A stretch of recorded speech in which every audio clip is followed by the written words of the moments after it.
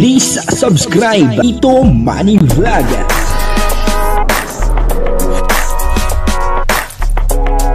Payagan po si Tito Manny Vlog na mag-reactor para pambiling gamot sa kanya pong karamdaman. Wala man siyang records ng ng awayan.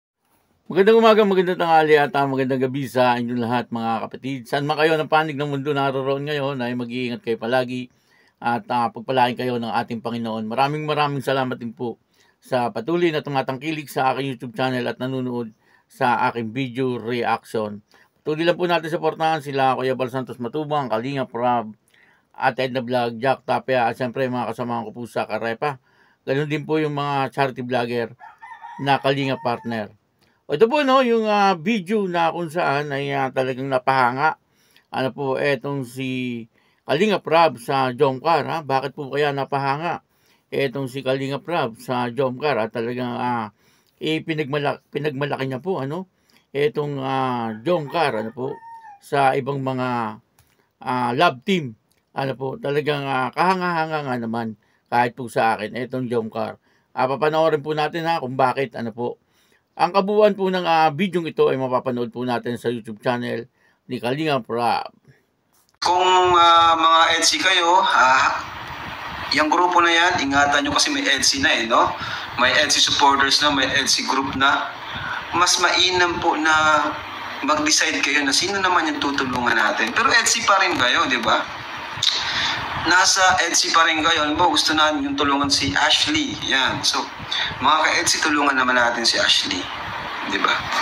Kagaya ng Jomcar, yan.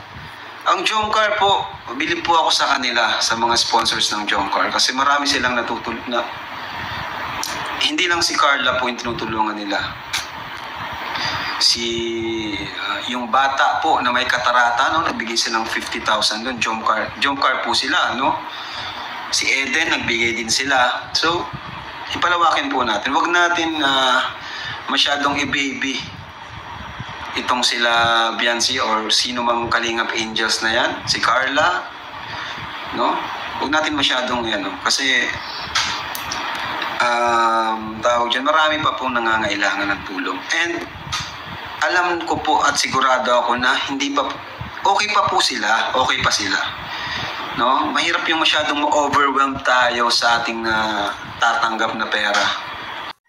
Yan po, dito po ay live ni Kalinga Prab, at sangayon nga po sa kanya, ay napabilib po siya, sa ginagawa ng Jomcar, yung mga sponsor po nito, ay hindi lang pala po ang Jomcar ang kanilang tinutulungan.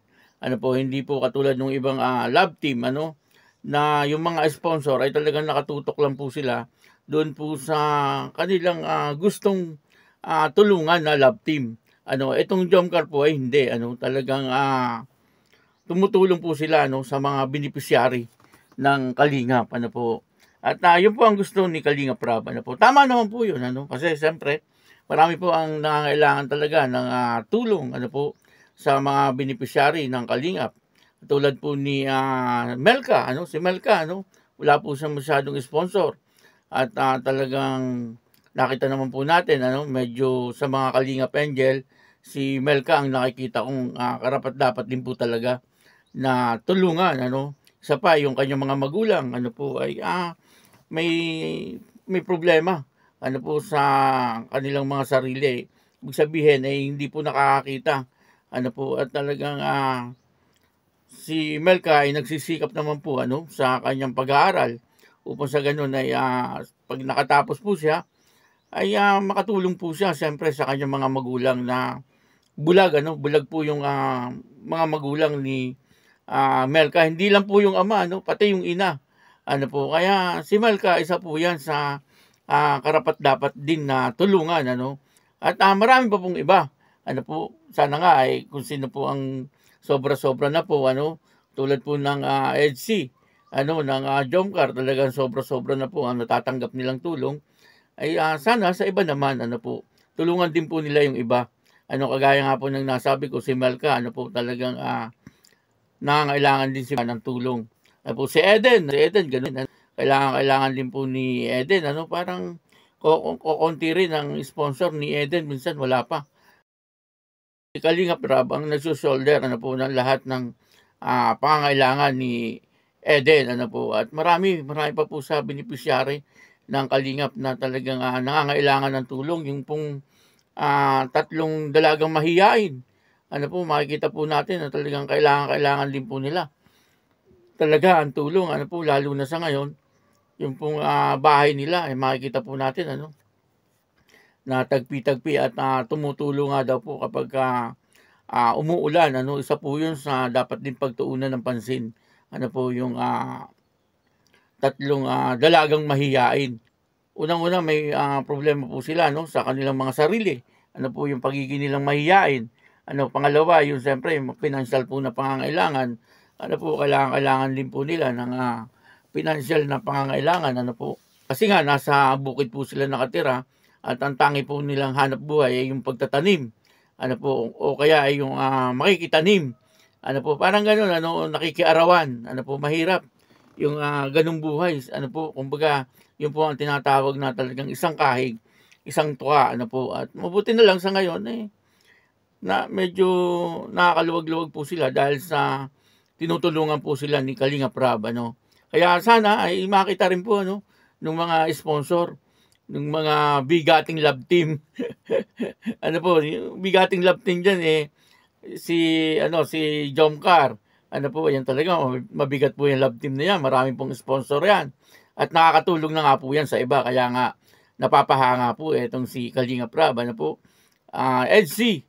EDC, nakita nyo naman po, talagang napakarami din po ng sponsor ng EDC. At sana yung EDC ay makatulong din po sa iba. Hindi lang naman po si Beyonce at pamilya ni Beyonce ang nakakailangan ng tulong. Kaya lang, siyempre, depende rin po yan sa mga sponsor.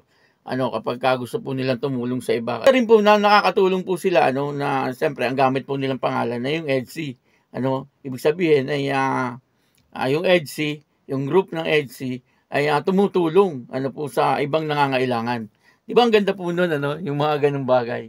Kaya yung Danjoy, isa rin yung Danjoy, talagang napakarami din po ng sponsor ng Danjoy.